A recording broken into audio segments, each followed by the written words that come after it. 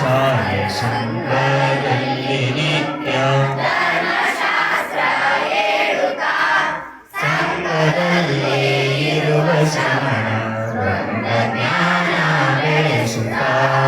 ಯಾರ ಸಮಯ ಜನರ ಸ್ವರೂಪ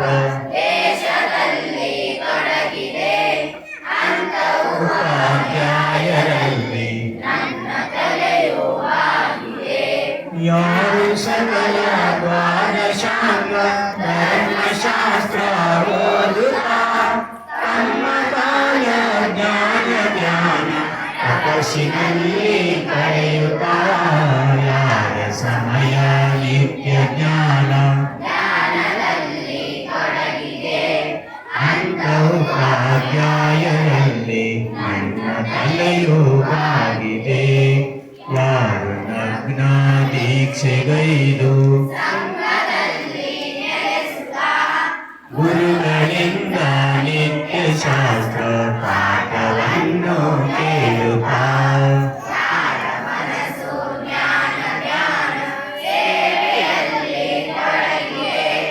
ಅಂತ ಪೂಜ್ಯ ಮುನಿಗಳಲ್ಲಿ ಯಾರು ವೀರಾಚರ್ಯಗೈದು ಘೋರ ತಪವ ಮಾಡುತ್ತಾ ಮತ್ತು ಜ್ಞಾನದಲ್ಲಿ ಎಲ್ಲ ಕಾಲ ಕಳೆಯುತ್ತಾ ಯಾರ ಮನಸ್ಸು ಆತ್ಮ ಧ್ಯಾನದಲ್ಲಿ ತೊಡಗಿದೆ